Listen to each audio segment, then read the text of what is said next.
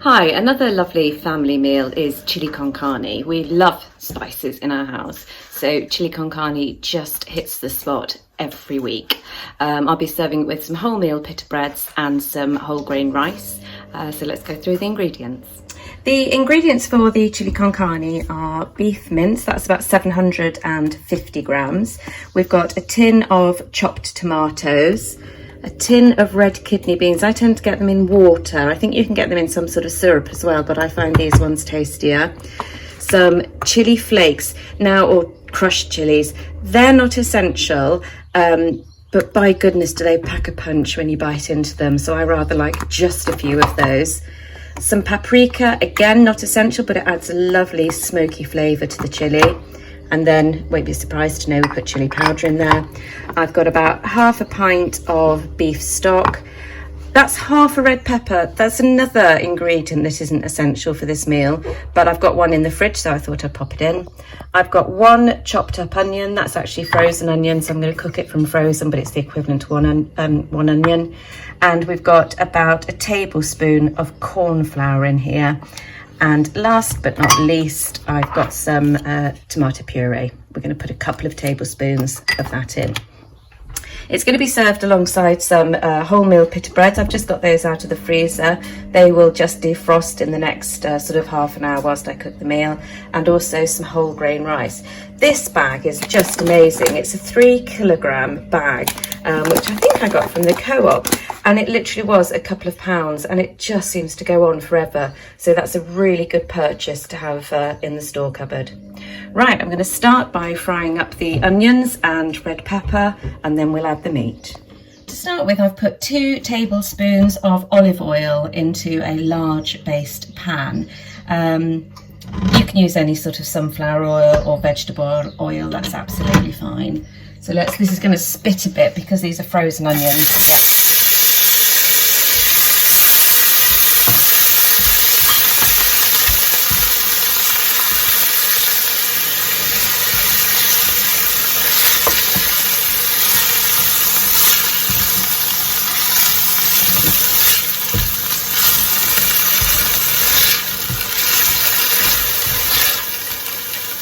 There we go. Because the base of the pan was so hot when the frozen onions went in, because they've got the water or the frozen sort of element to them, that's why we got all that spitting and hissing. So as the temperature comes down from adding those frozen onions, the spitting stops. Just added the red peppers as well, or half the red pepper that I diced up. And we're just going to keep those stirring because we don't want them sticking or burning. We're going to keep stirring these until the onion becomes sort of see-through or translucent. So it will only take about 2 minutes. It doesn't take very long at all.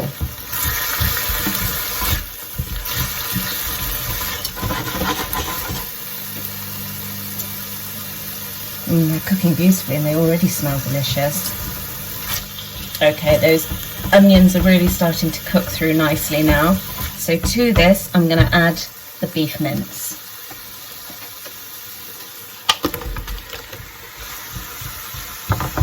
And just gently break it up as you pop it into the pan, and we're going to keep stirring this beef mince until it all goes nicely browned.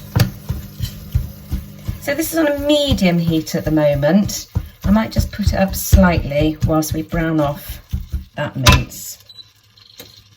So that's now on a high heat, and you can already see as I turn the meat over, it's starting to have this brown colour to it, where it's starting to cook. Once we've put all the stock in and the tomatoes, it's going to have a really long bubble and cook away. So this is only quickly browning it off and sealing in the juices of the mincemeat. So this usually takes 3 or 4 minutes, so just gently stir. And if you see any more lumps or clumps of meat, just break them down. We just want the meat to really nicely mix with the onions, the peppers, and also the beans when we put them in later. So it's really important that we have small pieces of meat. Right, whilst this meat is still happily browning off in this pan, I've continued to break it down. I've just boiled some water in a kettle, and I've half filled a pan, and I'm just bringing it back to the boil now, and into that I'm going to put the long grain rice. I've actually put the long grain rice into a sieve, and then I've run it under the tap, so I've washed this. You get a much better cook from this sort of long grain rice if you rinse it first. You don't need to soak it because it's an easy cook, but take a few minutes to pop it in the sieve and rinse it round with cold water. And as soon as this pan of water comes back up to the boil, I will add this long grain rice. In the meantime, I'm going to keep stirring this meat because it's browning beautifully.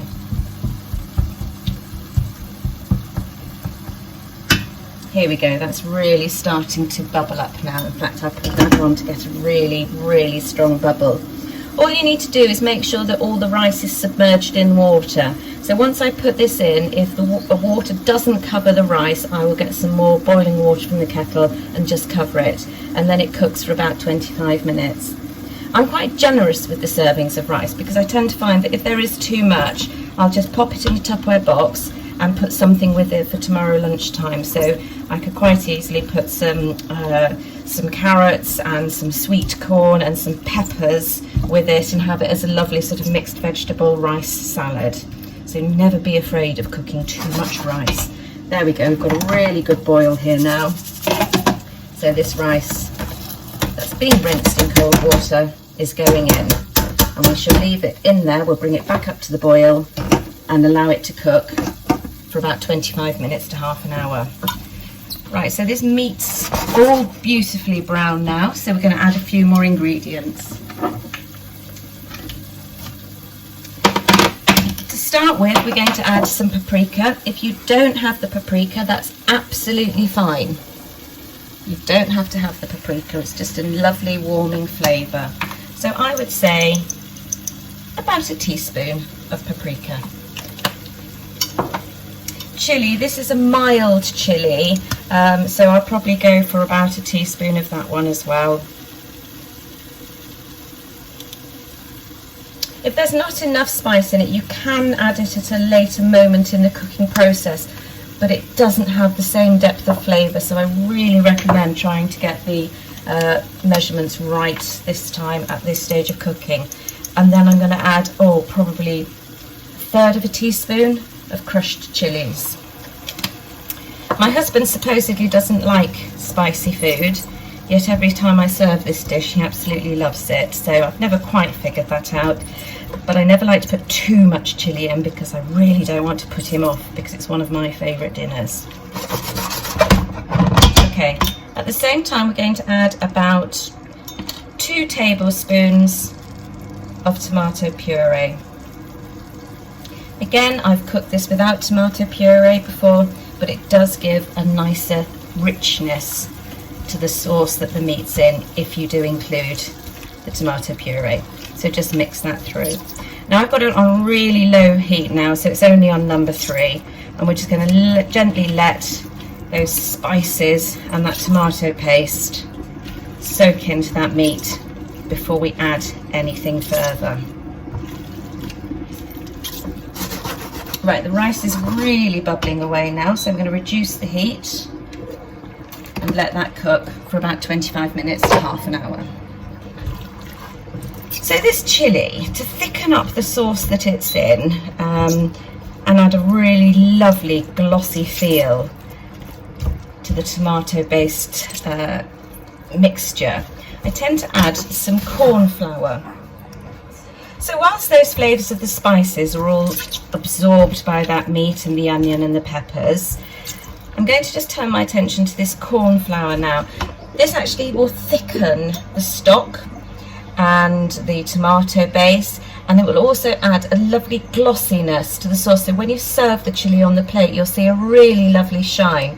But don't add that straight into hot food, otherwise you're going to get it very lumpy. So the first thing you need to do is just get some cold water in another pot, and I will show you the process. So I'll show you how to thicken this sauce, and you can use it for any sauce that you want to thicken in cooking. So there was about, I think I said about a tablespoon, 2 tablespoons of corn flour in there. Just get some cold water and mix a paste, and you'll get a lovely smooth consistency.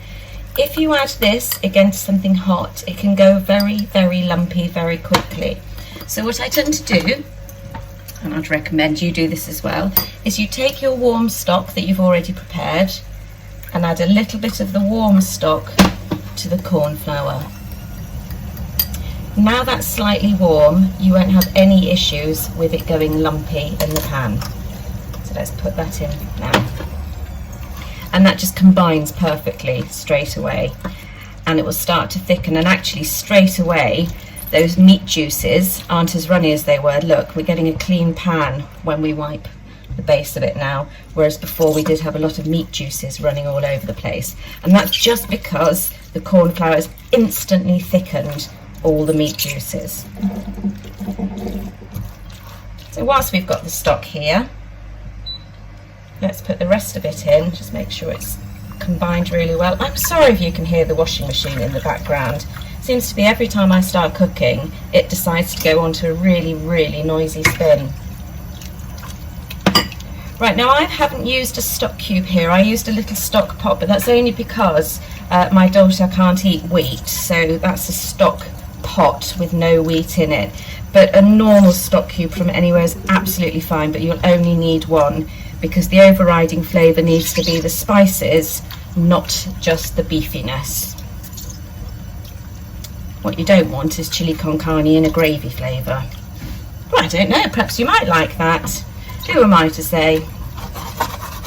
Right, we're going to leave that for a little while to blend in. I'm going to bring the heat up, because what I slowly want to do is get this to a point where it's just simmering nicely. So that can of tomatoes has now gone in. If somebody in your family doesn't really like tomatoes, you can put those in the blender quickly first, and they'll be invisible. Nobody will know that they're in there. If it's anything like my children, if a piece of tomato is too big, it will get picked out and left on the side of the bowl. If you ever get these bits, look, I'm going to show you now. Sometimes you get quite stalky bits in them. They're not so nice to eat, so I tend to just take those out, because I must admit I would leave that on the side as well. There's another one. I think sometimes when they're picked off the tomato plant and chopped down, they're not quite as smooth as they could be. We did the same with the cabbage. I've done a coleslaw recipe, and we did exactly the same then. Any bits of cabbage that look a bit too strong and thick, we tend to take out, because obviously when you're eating you want it to be a nice enjoyable flavour, rather than find something that's really difficult to bite and chew through. Right, that's combining really beautifully now, so I'm going to bring the heat up a little bit more, and hopefully soon we'll get it to a simmer. The rice is boiling away nicely, so dinner will probably be about 20 minutes, and I'm going to put a lid on this shortly. As soon as I get it to simmering temperature, I'll put a lid on it and leave it for 15 minutes or so. Now I know I'm obviously missing the beans at this point. Don't add them yet. The best time to add the beans is about, I don't know, 4 or 5 minutes before you actually serve the dinner. Several reasons for this, but the main one being you don't want to overcook these. You definitely want to maintain the bite. You don't want them to sort of go all mashy and horrible. So whilst this is cooking, I'm going to go and drain these in the sieve and wash these through. Just wait. Oh look, it's just starting to move. You can just see the surface moving, which means it's shortly going to be brought up to simmering point. Just start to see it move, so let's find the lid for that, which I've got no idea where it is.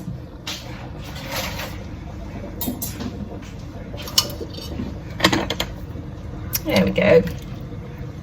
I'll check this every few minutes just to make sure it's not simmering or starting to really boil away heavily, because we don't want to completely cook the flavour out.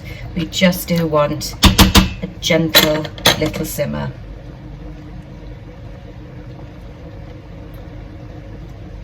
I can just see the surface starting to move. Here we go, it's just starting to bubble, so we're just starting to get that simmer. I don't know if you can see that in the middle here. We'll soon start spitting and erupting. There we go. So right now I'm going to turn that right down to about number 2 or 3, because as I say, I do not want to cook the flavour out of that. I don't want to boil it alive. I just want it to keep that temperature so all those flavours blend. Right, let's put that lid on and we will revisit it in about 10-15 minutes. So for now, take your kidney beans, open them up, pour them into a sieve and then wash them through with fresh cold water.